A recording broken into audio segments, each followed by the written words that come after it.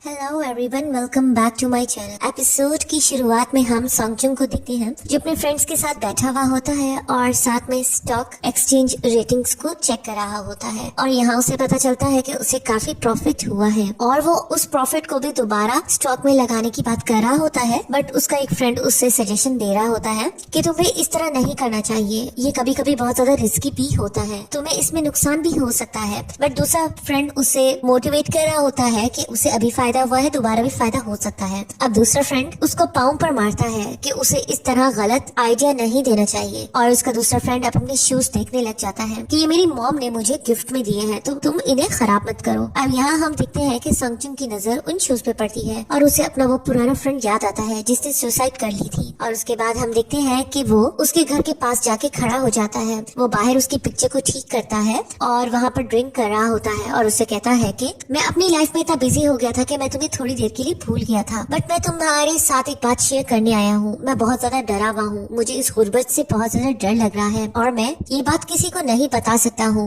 इतने में हम देखते हैं कि उसके घर से वो मिस्टीरियस लेडी निकलती है। उस ओल्ड लेडी को देखकर सॉन्गजुंग उसे डांटने लग जाता है कि तुम्हें इनके घर में इस तरह नहीं रहना चाहिए, बट वो उससे आगे कहने लग जाती है कि प्लीज रिपोर्ट मत करना। अब वो कहता है कि ठीक है। वो आगे जाने लगता है, वो उसे पकड़ लेती है और उससे पैसे मांगने लग जाती है। सॉन्गजुंग उसे एक नोट निकाल कर देता है, बट वो उसे और मिन्नतें करने लग जाती है कि मुझे और भी चाहिए। सॉन्गजुंग उसे एक और नोट दे देता है और फिर वो उसे कहती है कि वैसे तुम्हें इतने ज्यादा खर्च नहीं करने चाहिए, तुम इतना कमाते नहीं हो और तुम इतना ज्यादा खर्च कर देते हो, इससे तुम कभी भी अमीर नहीं हो सकोगे। सॉन्गजुंग को उसकी बात पे गुस्सा आता है, वो उससे एक नोट छीन कर वहाँ से चला जाता है। तो वो खुश होकर सोच रही होती है कि वो अब नूडल्स खाएगी, बट फिर वो कहती है कि नहीं, पहले उसे अपना गोल्डन स्पून ढूंढना पड़ेगा। सीन शिफ्ट होता है, हम देखते हैं सॉन्गजुंग घर पहुँचने ही वाला होता है कि इतने में यूजन के फादर की कार आके रुकती है। सॉन्गजुंग की मदर घर में एंटर होने ही लगती है, वो उसे रोकता है और कहता है कि तुम्हारी हिम्मत कैसे हुई मुझे नीचा दिखाने की। वो कहती है मैंने आपसे जो कहना था वो बात मैंने आपसे कह दी है, बट वो उसे रोकता है और कहता है कि तुमने खुद ही मुझे कहा था कि हमने कैफे में जाके कोई बात करनी है और जब मैंने तुमसे बात करना चाहिए तो तुमने मुझे नीचा दिखाया, तो तुम अपने आप को समझती क्या हो, तुम एक घटिया औरत हो। तो वो उसे ये बातें सुना ही रहा होता है। सॉन्गजुंग को ये बात बुरी लगती है, वो आगे बढ़ने लगता है उससे से, तो यूजन आके उससे रोकती है और कहती है कि तुम अगर जाके उससे लड़ोगे तो वो तुम पर केस कर देगा, तुम्हारे हाथ में कुछ भी नहीं है, पैसे भी नहीं है और तुम अपनी मदर की सिचुएशन को भी देखो। उन्हें अच्छा नहीं लगेगा कि जब उन्हें पता चलेगा कि तुम्हें ये बात पता है, तो बेहतर है इस बात को यहाँ ही जाने दो। और फिर वो आगे बढ़ के अपने फादर को कहने लग जाती है कि क्या हुआ है, हमें घर चलना चाहिए। एंड देन फ्रेंड्स हम यहाँ देखते हैं कि उसकी मदर को महसूस हो जाता है कि जैसे कोई पीछे खड़ा है, बट यहाँ पे सॉन्गजुंग छुप जाता है। एंड देन फ्रेंड्स अब यहाँ हमें सॉन्गजुंग के फादर का दिखाया जाता है जो अपने वेबटून कैरेक्टर्स ड्रॉ कर रहे होते हैं। उन्हें बहुत ज्यादा पेन भी हो रहा होता है हाथ में और उसके बाद उनकी वाइफ आती है तो वो उसे पूछने लग जाता है कि तुम कहाँ थी। तो वो कहती है मैं अपनी एक फ्रेंड से मिलने गई थी। तो यहाँ पर वो एक्साइटेड होकर उठता है और कहता है मुझे एक और काम मिला है तो हम कुछ पैसे बना पाएंगे। वो कहती है कि ठीक है, मैं डिनर बनाने जा रही हूँ। अब उसका पर्स गिरता है, वो पर्स उठाने लगता है, उसमें वो टिकट देखता है और हैरान हो जाता है कि वो आउट ऑफ सिटी क्यों गई थी। सीन शिफ्ट होता है, हम यहाँ सॉन्गजुंग को देखते हैं जो इस इंसिडेंट के बाद बहुत ज्यादा ड्रिंक कर रहा होता है, उसे बहुत गुस्सा होता है। फिर वो सोचता है कि चाहे कुछ भी हो जाए वो तायंग नहीं बनेगा। इतने में उसे ग्रैनी सामने बैठी हुई नजर आती है। वो मिस्टीरियस ग्रैनी कहती है कि तुम्हें एक दफा दोबारा से उस गोल्डन स्पून का यूज कर ही लेना चाहिए और फिर वो अपने ख्याल को झटकता है और कहता है कि मैं ऐसा क्यों सोच रहा हूँ बार बार। उसके बाद हमें तायंग का सीन दिखाया जाता है जिससे यूएस इंसिडेंट से रिलेटेड कुछ चीजें याद आती हैं। तो वो इंटरनेट पर इस बारे में रिसर्च कर रहा होता है बट इंटरनेट पर कुछ भी नहीं होता है। वो काफी परेशान हो जाता है कि इस इंसिडेंट के बारे में कुछ भी नहीं है। तो उसका बॉडीगार्ड कहता है कि इस इंसिडेंट के बारे में आपको कुछ भी नहीं पता चलेगा क्योंकि आपके फादर ने सब कुछ कवर अप करवाया था और उनके बेडरूम में ही उसकी फाइल मिलेगी। तो अब यहाँ पे हम देखते हैं कि जब उसकी स्टेप मॉम रूम से चली जाती है तो वो रूम में एंटर होता है। बॉडीगार्ड बाहर खड़ा हो जाता है कि अगर कोई आएगा तो वो उन्हें बता देगा। अब वो अंदर जाके सारे रूम को चेक कर रहा होता है कि कहीं कुछ मिल जाए। तो उसके हाथ एक फाइल लगती है जिसमें इस इंसिडेंट के बारे में राइट किया हुआ होता है। बट इतने में हम देखते हैं कि उसकी स्टेप मॉम दोबारा से वापस आती है। तो यहाँ पर बॉडीगार्ड घबराने लग जाता है। वो उससे पूछती है तुम यहाँ क्या कर रहे हो। तो वो कहता है मैं आपका वेट कर रहा था, मुझे लगा आप रूम में हैं, मैंने आपसे एक बात करनी है। आजकल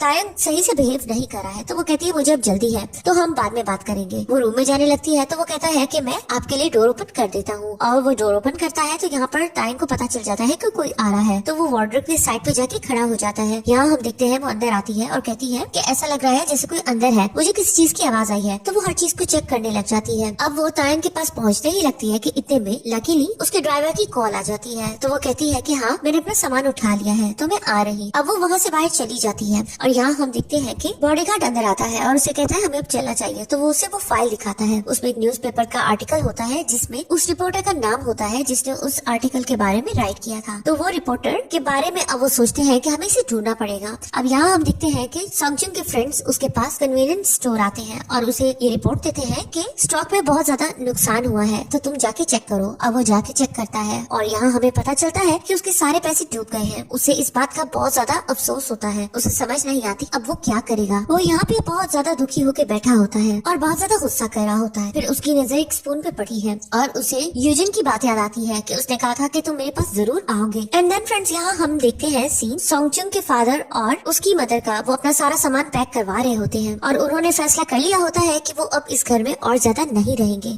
और जाते हुए वो यूजिन के फादर को बहुत ज्यादा कोस रहे होते हैं और यहाँ पे अब वो परेशान होते हैं कि सॉन्गजुंग कहाँ रह गया है, उसका कुछ अता पता नहीं है। सीन शिफ्ट होता है, हम यहाँ देखते हैं यूजिन अपने फ्रेंड्स के साथ बैठी होती है। तो इतने में वहाँ पर सॉन्गजुंग आता है और उसे आके कहता है कि उसे उसका गोल्डन स्पून वापस चाहिए। वो उसे कहती है अगर तुम्हें गोल्डन स्पून चाहिए तो तुम्हें मेरे आगे घुटने टेकने पड़ेंगे। और यहाँ हम देखते हैं कि सीन शिफ्ट होता है और हमें ताइंग की स्टेप मॉम का ब्रदर दिखाया जाता है जिसके पास जूही का ब्रदर बैठा होता है और वो उसे जूही के सारे शेयर्स बेच रहा होता है। अब वो उसे पूछता है कि इस बारे में क्या ताइंग के फादर को पता है। तो वो उसे धमकाता है कि जैसे तुमने अपने फादर को नहीं बताया है, मैंने भी उसे ये बात नहीं बताई है, तो बेहतर है कि हम ये बात नहीं बताते हैं। और उसके बाद हम देखते हैं कि अब जूही को इस बारे में बहुत ज्यादा डांट पड़ रही होती है कि उसने अपने शेयर्स किस तरह अपने ब्रदर को दिए। अब इस बात पर वो उसे कहती है कि उसके लिए पैसा कुछ भी नहीं है, वो सिर्फ अपने फादर की भलाई चाहती थी। उसका फादर उसे डांटने लग जाता है कि पैसे की ही वैल्यू है, ये सब कुछ पैसों की वजह से है। अब यहाँ पर वो इतना डांट रहा होता है कि जूही नाराज होकर चली जाती है। और इतने में हम देखते हैं कि उसके जाने के बाद यहाँ ताइंग घर में एंटर होता है क्योंकि उस रिपोर्टर के कुछ पता नहीं चल रहा होता और वो रिपोर्टर जूही के फादर के लिए काम किया करता था, तो इसलिए वो उनके पास पूछने के लिए पहुंच जाता है उस रिपोर्टर के बारे में। एंड देन फ्रेंड्स यहाँ पर हम देखते हैं कि अंदर जूही का फादर अपनी लेट वाइफ से पिक्चर से बात कर रहा होता है कि वो जूही के लिए जरूर कुछ न कुछ अच्छा करेगा। और उसके बाद उसने एक सीक्रेट बुक रखी भी होती है जिसके अंदर उसने एक सीक्रेट कैसेट रखी होती है जिसमें आई थिंक ताइंग से रिलेटेड कोई एविडेंस है। तो वो सोच रहा होता है कि वो ताइंग के फादर को ऐसे नहीं छोड़ेगा। इतने में सर्वेंट आके बताती है कि आपसे कोई मिलने आया है और यहाँ पे ताइंग अंदर आता है और वो कहता है कि मैंने आपसे उस रिपोर्टर के बारे में कुछ पूछना है। सीन शिफ्ट होता है, हम यहाँ देखते हैं कि सॉन्गजुंग चर्च में बैठा हुआ होता है और यहाँ पर अब जूही भागी हुई आती है। जूही उसे वहाँ देखकर हैरान रह जाती है और दोबारा से सीन ताइंग पे शिफ्ट होता है। वो उनसे उस इंसिडेंट के बारे में पूछ रहा होता है। तो वो कहते हैं कि क्या तुम्हें याद आ गया है। तो वो कहता है मुझे कुछ याद नहीं आया, आपने रिपोर्ट में लिखा है कि उस लड़के ने सुसाइड की थी जबकि वो लड़का मेरे सामने मरा था, उसे किसी ने शूट किया था। तो मैं आपसे पूछना चाहता हूँ वो कौन था। वो हैरान होता है, कहता है वाकई तुम्हें याद नहीं है क्या। फिर वो उसे कहता है अगर तुम्हें याद नहीं है तो मैं तुम्हें बता देता हूँ, उन बच्चों को तुमने मारा था। ये बात सुन के ताइंग कांपने लग जाता है। फिर वो बाहर निकलने लग जाता है। जूही का फादर उसके पीछे पीछे जाता है और उसे कहने लग जाता है कि तुम्हें सुनना पड़ेगा। तो वो कहता है मैं कुछ सुनना नहीं चाहता। वो उसे जोर जोर से धक्के देने लग जाता है। जूही का फादर नीचे गिरने लग जाता है। वो कहता है कि तुम झूठ बोल रहे हो, मैं मर्डरर नहीं हूँ, तुम ये सब कुछ इसलिए कर रहे हो क्योंकि तुम्हारी मेरे फादर से दुश्मनी चल रही है। अब वो जाने लगता है तो वो कहता है मैं झूठ नहीं बोल रहा हूँ, तुम्हारा फादर झूठ बोल रहा है, तुम्हें कुछ पता होना चाहिए। फिर वो उसे कोई बात बताता है और उसके बाद एकदम से सीन शिफ्ट होता है और हम यहाँ देखते हैं कि ताइंग तेजी से बाहर की तरफ भाग रहा होता है। वो बहुत घबराया हुआ दिखाई दे रहा होता है। अब यहाँ पर हम देखते हैं कि जूही और सॉन्गजुंग चर्च में बैठे होते। जूही चोंगसुंग से पूछ रही होती है कि तुमने क्या प्रे किया। तो वो कहता है कि मैंने ये प्रे किया है कि मेरे पेरेंट्स हेल्दी रहे और मेरी बहन का हेयर सैलून अच्छा चले। तो वो कहती है कि तुमने अपने लिए कुछ प्रे नहीं किया, जिस पे वो कहता है कि मैं अच्छा इंसान नहीं हूँ। तो वो कहती है नहीं, तुम बहुत अच्छे इंसान हो। और फिर बाहर निकल के भी वो उससे कहती है कि तुम्हें यहाँ पे भी प्रे करना चाहिए। तो वो कहता है कि मैंने प्रे किया है। फिर वो उसे कहता है कि मैंने ये प्रे किया है कि मैं किसी भी फॉर्म में हूँ तो तुम मुझे पहचान जाओ। वो कहती है ये कैसी बात है, मैं तुम्हें क्यों नहीं पहचानूंगी, मैं तुम्हें हमेशा पहचान जाऊंगी। और अगर तुमने यही प्रे किया है तो समझो तुम्हारी ये प्रे कबूल हो चुकी है। यहाँ पे हमें नजर आता है सॉन्गजुंग बहुत दुखी है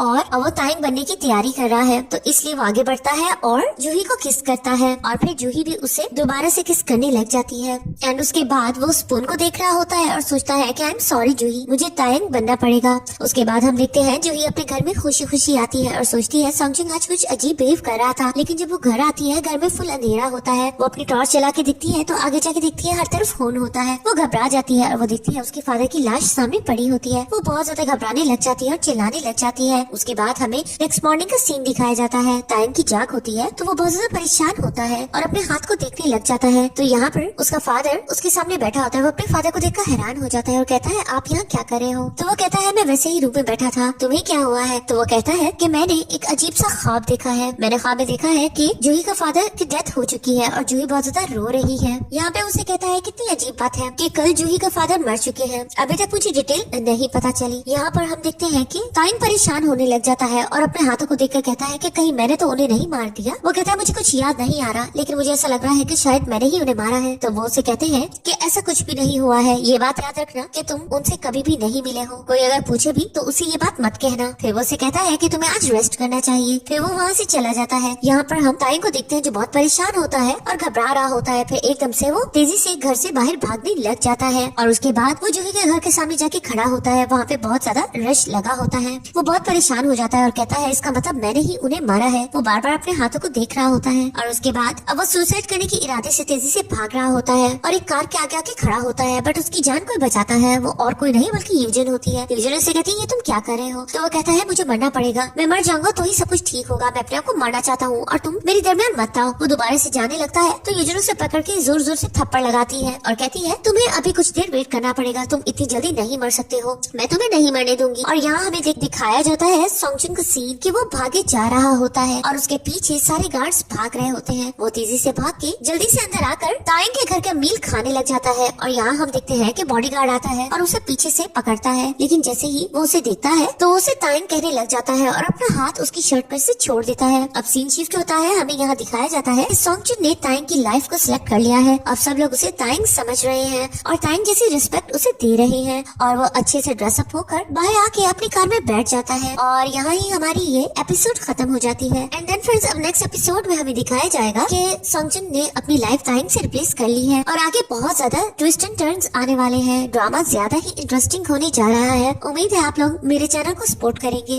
और इसके अलावा मेरे फर्स्ट चैनल पे भी एक इंटरेस्टिंग ड्रामा आ रहा है, आप लोग उसको भी देख लीजिए, वो भी इसी तरह मिस्टीरियस ड्रामा है। Thank you so much.